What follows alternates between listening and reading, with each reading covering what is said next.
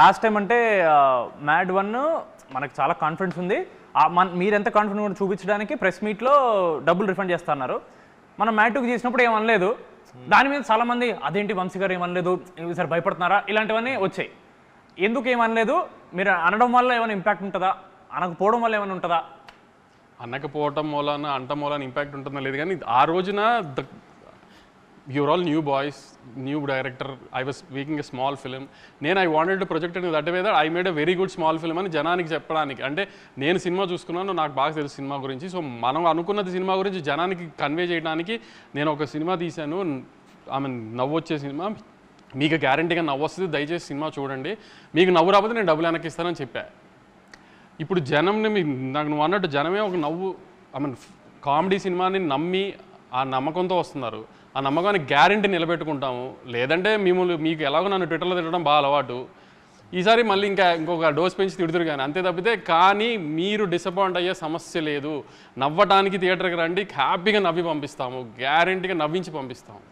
లేదంటే యాస్టీస్ మీరు అన్న ట్విట్టర్లో ఎప్పుడైనా తిట్టుకోవచ్చు. ఇంకా వంశీనే కదా మిమ్మల్ని కొంచెం గ్రిల్ చేద్దామని.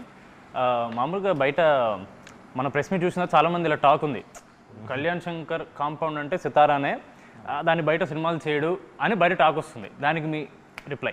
బయట మాట్లాడదామా? లేదు లే, అన్నతో కంఫర్ట్గా ఉంటుంది, ఏది కావాలంటే అది ఇచ్చేస్తాడు, చేసుకోమంటాడు, తర్వాత తిడతారన్న మళ్ళీ కాన్ఫిడెంట్గా చెప్పేసి అన్నను అడుగుతా. అంటే అన్నను అడిగినా చిన్నబాబు సార్ ఉంటారు కదా అక్కడ, పెద్ద బాస్, బిగ్ బాస్ ఉంటారు, ఆయన డిసైడ్ చేస్తారు నెక్స్ట్ ఏం చేయాలి ఏంటని. కంఫర్టబుల్గా ఉంది మామ, అంటే ఏం కావాలంటే చేయొచ్చు అన్నప్పుడు. సితారా అంటే ఎక్కువ మీ పేరు పడుతుంది, బట్ ఈవెన్ చిన్నబాబు గారు is one of the backbones for Sithara, just like for Haarika Hasni.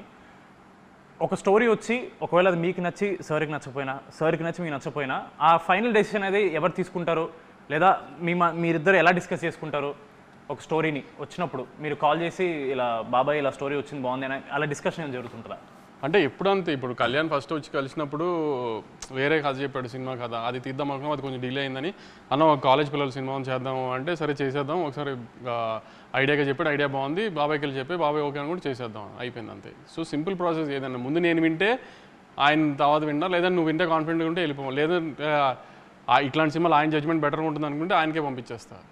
So ఆయనే ముందు డెసిషన్ తీసేసుకుంటారు, తీసుకుందామా లేదా అని. ఒకవేళ డిసగ్రిమెంట్ అయితే ఆపిన సినిమాలు కూడా ఉన్నాయి. ఓకే.